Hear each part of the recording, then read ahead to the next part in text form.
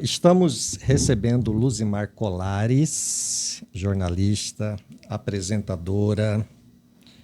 O que mais, Luzimar, que a gente pode acrescentar no currículo? Escritora, agora empresária também, né? Empreendedora, mãe e tudo mais. A gente acaba acumulando tantas funções, né, Abdala? Bom, essa parte da jornalista eu conheço e todo mundo conhece, isso fica fácil. Agora, empreendedora, e aí? Pois é. Eu comecei a empreender e levando em paralelo com o meu trabalho na TV, né? Na TV e no rádio e tal. Mas tem mais de 10 anos, Abdala, que eu ministro treinamentos. Eu comecei em 2012, dar treinamentos, media trainings, dar palestras. E aí eu fui pegando gosto, sabe, com a coisa. É uma atividade muito bacana. Uma coisa despretensiosa. Eu comecei assim, despretensiosa, porque me convidavam.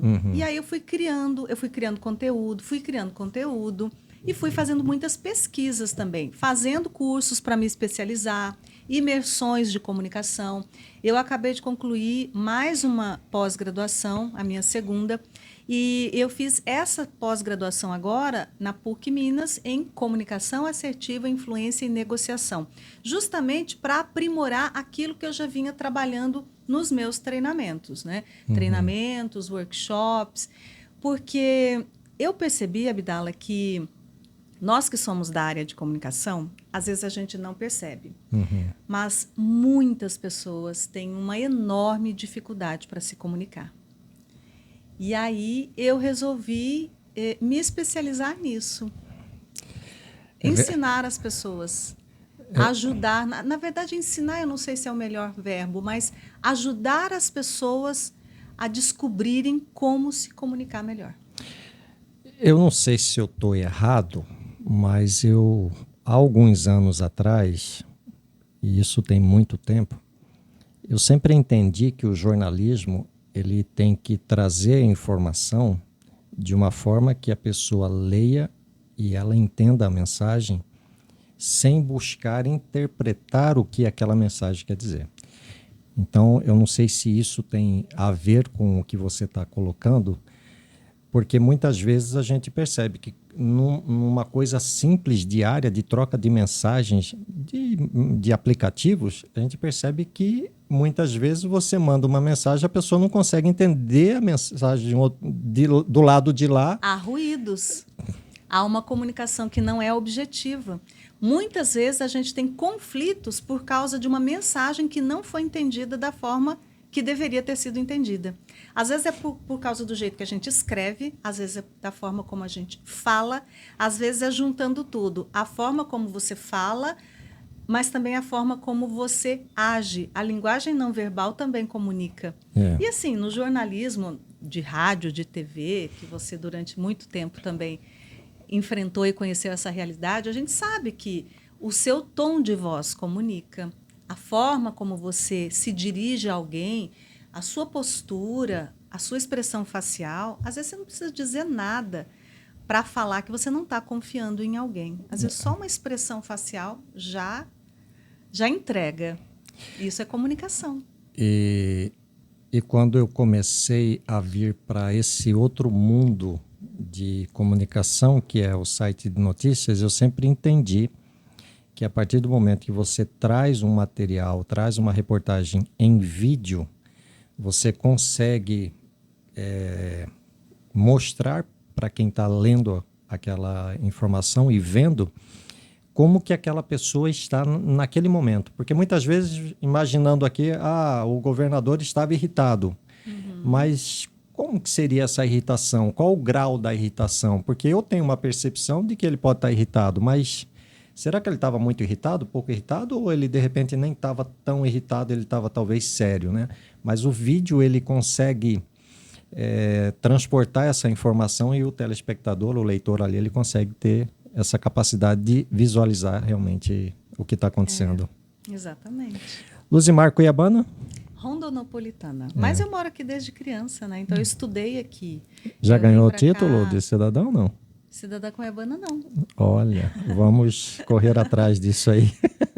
Cidadã Cuiabana, não. Eu já recebi várias homenagens da Câmara e tal, mas de cidadã cuiabana. Mas eu sou cuiabana, as minhas duas filhas são cuiabanas, moro aqui há muito tempo, né? O que te levou ao jornalismo, Luzimar?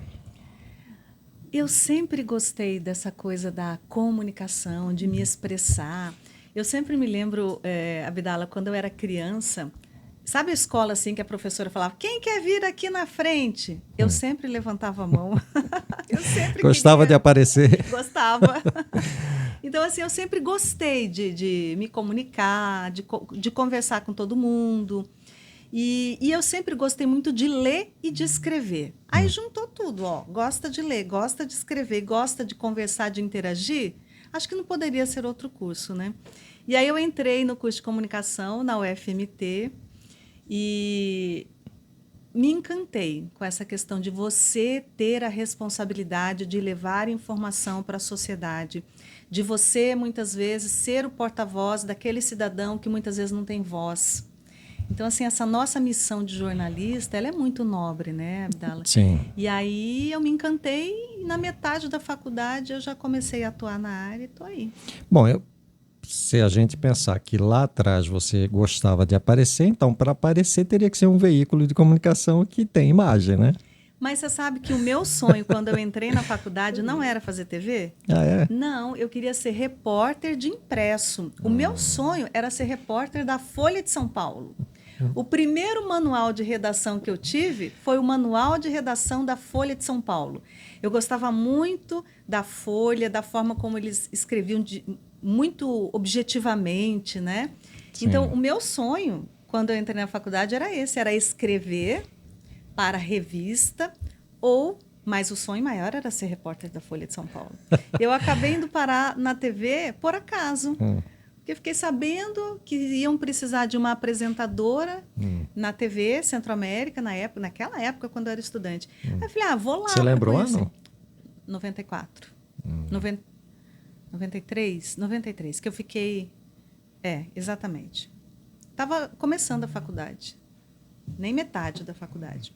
Aí eu falei, eu vou lá, né? Porque uma hora eu vou precisar pedir emprego em algum lugar, né? Mas muito sem pretensão e tal. E acabei sendo selecionada naquela época. Luzimar, então eu vou tirar uma coisa que eu sempre achei que eu era.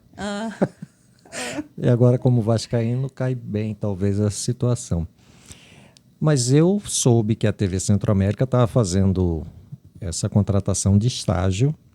E quando eu fui, eu falei assim, cara, que bacana, né? Porque tinha um problema, o sindicato sempre implicava com a questão de estagiário no mercado, né? Achando que tiraria a vaga do profissional.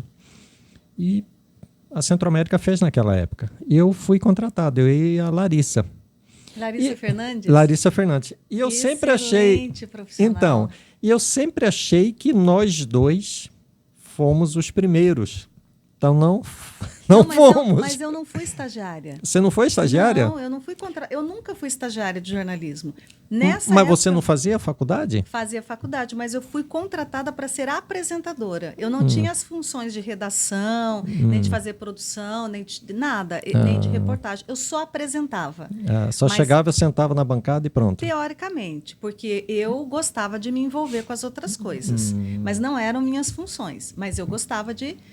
eu me oferecia para ajudar, para entender melhor, mas eu fui direto contratada como apresentadora e fui aprendendo. Elias Neto foi uma pessoa que me ensinou demais. Pensa, uma guria. Eu era uma guria de 20 anos. Então, assim, o Elias me ajudou muito, muito, muito mesmo. Que bacana. E como que foi a sua caminhada na TV? Você foi para Sinop depois, né? Não, eu fiquei nesse período... Sinop ou Rondonópolis? Não, foi Sinop. Eu fiquei nesse período somente 1 ano e meio, quando eu era estudante, lá na UFMT. Eu tive que pedir para sair porque eu não dava para conciliar. Eu estava faltando muitas aulas na UFMT e ia acabar que eu não ia conseguir terminar o curso dentro daquele período de 4 anos, né? Aí eu pedi para sair por esse motivo. Terminei o curso, tive outras experiências no jornalismo. Fiquei 2 anos depois disso na TV Cidade Verde, que na época era SBT. TV do Silvio. Foi. E aí eu já tinha terminado a faculdade, estava assim, terminando a faculdade. E aí saí também, depois de uma experiência muito bacana, conheci muitas pessoas legais lá. Em 99, eu voltei para a Centro-América. Eu estava em Sinop, eu estava morando em Sinop, e aí eles precisavam de alguém para ser o editor regional lá em Sinop. E aí eu fui contratada lá em Sinop para ser editora regional. Aí de lá que eu vim para cá, por causa de circunstâncias e tal da vida, acabei voltando para cá e fiquei esses 25 anos e 9 meses. Que bacana, Luzimar. Tenho muito orgulho disso, sabe, Abdala? Eu acho que foi uma trajetória legal. Foi legal. Nós trabalhamos juntos em alguns momentos ali, do Bom Dia Mato Grosso, né? Tinha que chegar de madrugada, né, Luzimar? Fiquei 14 anos no Bom Dia Mato Grosso. Eu peguei alguns momentos ali que a Dorian saía de férias, né? Aí eu falava assim, ó, você substitui a Dorian. Ninguém queria, né? É porque, na verdade, ali eu já seguia para a primeira edição, né? Então, me lembro.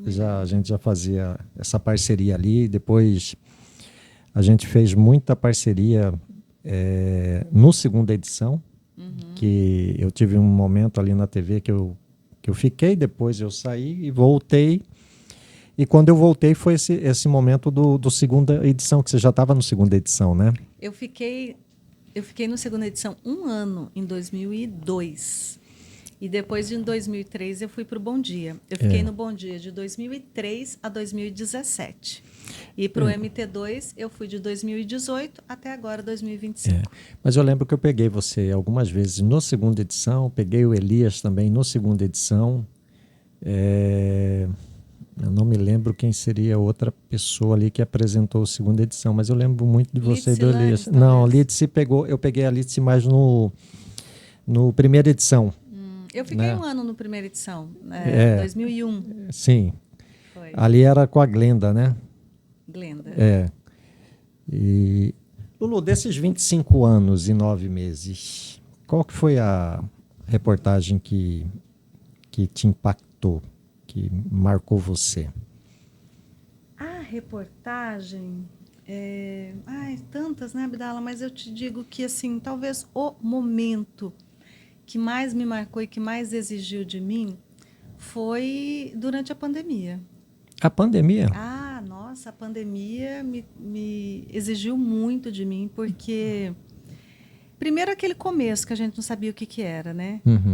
E depois, quando começou aquele período mais crítico, e todo dia a gente dava o número de mortos, o número de pessoas na fila para um leito. Aquilo lá me marcou demais, Abdala. Eu me lembro um dia, está até no meu Instagram, um dia que, por iniciativa do Orlando Loureiro, que era nosso diretor na época de jornalismo, a gente fez um texto editorial, que a gente chama, que é aquele para você falar com o telespectador de uma forma mais próxima e tal, para falar que, olha, gente, isso que está doendo em você está doendo demais na gente também, como jornalistas. E como doía quando a gente olhava a lista das pessoas, que eu tinha a função de receber todo dia essa lista da Secretaria de Estado de Saúde, com o número de mortos, o número de internados, o número de pessoas na fila, e às vezes vinha a lista dos mortos nas últimas 24 horas, eu ficava olhando a idade daquelas pessoas, e às vezes eu sabia que eram pessoas conhecidas, parentes de colegas da redação, parentes, pessoas próximas a gente. Então, assim, esse foi um período muito marcante. Eu nunca vou esquecer disso na minha vida. A gente, quando muitas vezes vê uma tragédia de avião, né, que várias pessoas morrem ao mesmo tempo, essa pandemia ela trouxe essa sensação, né, de parecer que todo dia era um avião caindo, né? Todo dia. Foi algo muito doloroso. Nós sofremos muito. Nós jornalistas sofremos muito, muito, muito mesmo. E assim, eu tenho um caderninho na minha casa porque eu fazia as anotações ali todo dia. E a gente tinha as atualizações, né? Aquilo lá me marcou demais, demais, demais. Sabe assim, de entrar repórter ao vivo e a repórter entrar com o link, que a gente chama que é a entrada ao vivo, né? E a repórter não conseguir terminar a participação dela. Muito, muito, muito, muito marcante. E qual que foi a notícia assim que você gostaria de dar toda vez, várias vezes? E uma notícia que eu sempre gosto de dar é a notícia quando, assim, Mato Grosso é o estado onde mais se gera emprego. Isso é uma notícia muito boa. Uma notícia que eu gostei muito de dar, quando a gente começou a receber as doses da vacina. Nossa, gente, parecia assim, que a gente estava ganhando a Copa do Mundo, sabe? Aquela coisa, chegou a vacina contra a Covid. Isso foi de muita alegria, mas, assim, algo que eu sempre gostava de noticiar, essas coisas boas aqui da nossa região, sabe? Que Mato Grosso cresce num índice maior que o restante do Brasil, que a gente tem... Não falta emprego aqui, que a gente tem uma geração de emprego muito alta também. São notícias que eu sempre gostei de dar. Luzimar, televisão é estressante? É estressante. Por quê? Nossa, a gente está lutando contra o relógio todo dia, né, Abdala? Tendo ou não tendo notícia, o jornal vai ao ar. E o dia que tem muita notícia, o jornal não vai ser maior, porque naquele dia aconteceu um monte de coisa em Mato Grosso. É a gente que tem que ajustar aquilo para o tamanho do jornal que a gente tem. Né? Então, assim, é muito estressante. E, assim, a gente tem que aprender a lidar com pressão, com tempo. Você tem que ajustar aquilo, no caso de TV, né, de rádio também, ajustar tudo ao tempo que você tem. Como não ter estresse? E, assim, ao vivo você engasga, ao vivo você tosse, ao vivo o repórter que vai entrar ao vivo, o sinal da internet cai, você tem que se virar, né? Às vezes o entrevistado não aparece. São todas essas situações. A gente aprende a lidar com isso, tem que ter sangue frio para trabalhar ao vivo com rádio e TV.